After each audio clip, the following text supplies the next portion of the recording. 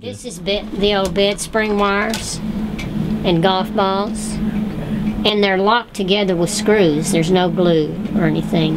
There's 4 little screws that lock them together on the top and then the bottom.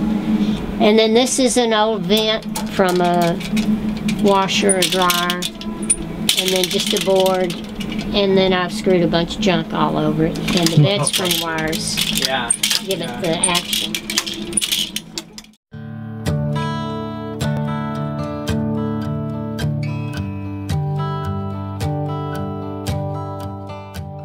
I would say art is something that exists, but when it's something you make, like art is essentially something that's made, I think.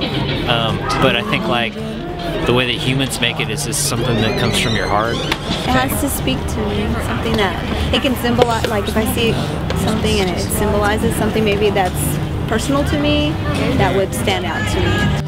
And I'm walking backwards to the place where I come from. Honestly, I couldn't answer that. In my belief, art is in the eye of the beholder, so it may differ from person to person. So. Okay.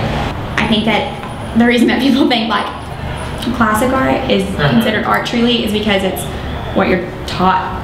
Art is something that whenever you see it, it stirs something within you and it makes you think.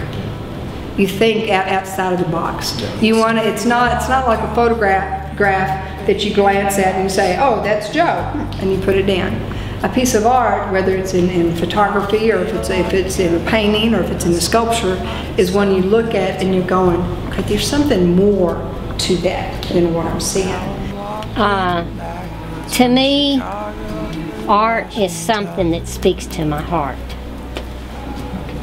It's like something that excites me, or maybe even makes me sad. Or I mean, it's something that makes some emotions start moving around. And about 10 years ago, he began to talk to me about the fact that he said, I want you to begin to paint the same way that you pray. And so I began to ask him I need a little help, what do you mean? And it was like, the same way as whenever you start to pray for somebody, you don't know exactly what you're going to pray for them until you just start praying. And then you trust the Lord to give you the word and to pray that out. And he was saying, I want you to paint the same way. I want you to start with a blank canvas, and I want you to come before me with a question. And he said, I'm going to answer you one layer at a time and one image at a time.